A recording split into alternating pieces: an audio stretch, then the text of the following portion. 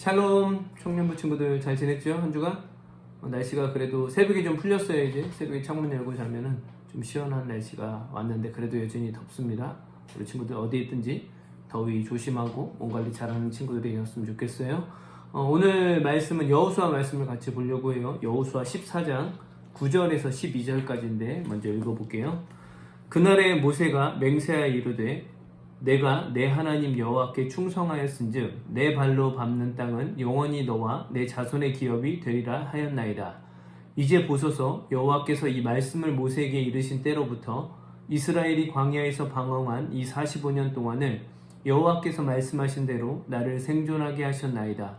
오늘 내가 85세로 돼 모세가 나를 보내던 날과 같이 오늘도 내가 여전히 강건하니 내 힘이 그때나 지금이나 같아서 싸움에나 출입에 감당할 수 있으니 그날에 여호와께서 말씀하신 이 산지를 지금 내게 주소서. 당신도 그날에 들으셨거니와 그곳에는 안악 사람이 있고 그 성읍들은 크고 견고할지라도 여호와께서 나와 함께 하시면 내가 여호와께서 말씀하신 대로 그들을 쫓아내리이다 하니. 아멘.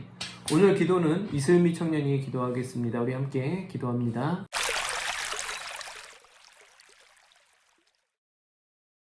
기도드리겠습니다. 사랑의 주님 감사합니다. 비록 다 같이 모여 예배드릴 수 없지만 함께 예배드리게 하심에 감사합니다. 코로나 시대 속에서 견디고 버틸 수 있는 믿음을 주세요.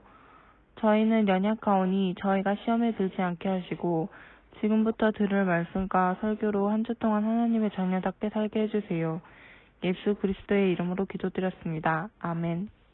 오늘 설교 제목은 기업과 믿음이라는 제목으로 말씀을 좀 나누려고 합니다. 기업과 믿음. 우리 친구들은 어떤 약속을 하고 지킨 적이 있어요? 목사님은 옛날에 초등학교 때 6학년 이제 졸업할 때 선생님이 10년 뒤에 이제 친구들이 어디서 만나자고 약속을 이렇게 좀 책자로 적어놓고 지낸 적이 있어요. 그래서 진짜로 초등학교 6학년 때 졸업을 하고 실제적으로 10년 뒤에 그 장소에서 그 시간에 정확하게 친구들을 만난 기억이 있습니다. 그러니까 약속을 지키기 위해서 그럼 필요한 게 두 가지가 있는데 그게 무엇이냐면 첫 번째는 기억이라는 거죠. 그러니까 그것을 기억하고 있어야 되죠. 목사님이 초등학교 친구들을 만나기 위해서 기억했던 거. 그리고 두 번째는 믿음이 있어야 돼요.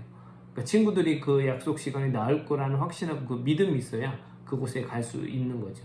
그래야 그 약속이 이루어지는 거죠.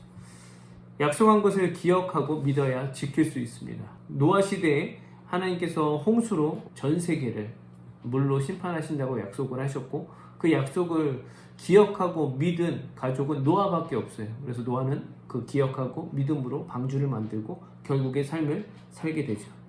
이처럼 약속을 지키기 위해서는 이 기억과 믿음이라는 단어가 너무 중요합니다. 오늘 하나님의 말씀에는 그 약속을 기억하고 믿음으로 살아갔던 한 사람이 등장을 합니다. 그 사람은 갈렙이고요. 그럼 갈렙에게는 무슨 일이 있었고 그 갈렙이 어떤 것들을 기억했고 믿었는가를 말씀을 통해서 좀 살펴보려고 해요.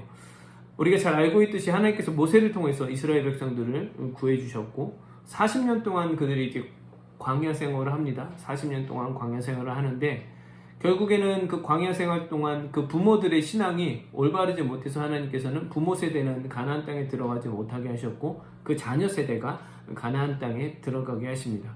그리고 가나안 땅에 들어갈 때는 지도자가 모세에서 여호수아로 바뀌게 되고 그 여호수아가 이제 지도자로 되고 가나안 땅에 들어갔을 때는 그 가나안 땅의 모든 땅들을 전쟁으로 차지해야 될 숙제가 남았어요. 그래서 여호수아가 이스라엘 백성들을 데리고 그곳에서 계속 전쟁을 해서 승리하면서 땅 따먹기식으로 하고 그 땅들을 이스라엘 12지파가 이렇게 배분하게 됩니다. 그 중에 헤브론이라는 땅이 있었는데 오늘 본문에 보니까 그 헤브론이라는 땅을 갈렙이 달라고 이야기를 하고 있어요.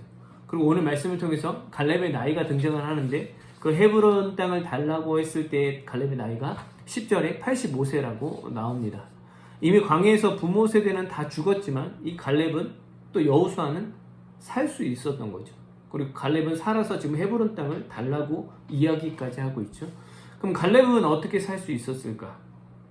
모세가 지도자였을 때 하나님께서 가나안 땅에 12정탐꾼을 보냅니다. 그리고 그 땅을 조사해 오라고 하는데 그 12정탐꾼들이 돌아왔을 때 그 10명은 그 땅에 네피림, 거인족이 살고 있었기 때문에 땅을 차지하기가 좀 어렵겠다라고 이야기를 하지만 두 명, 여호수아와 갈렙은 그 땅은 하나님께서 주신 거니까 우리가 능히 차지할 수 있겠다라는 이야기를 합니다. 그래서 하나님께서는 그 두 명의 믿음과 그 두 명의 신앙을 보시고 그 둘은 가나안 땅에 들어가겠다고 말씀을 하시죠.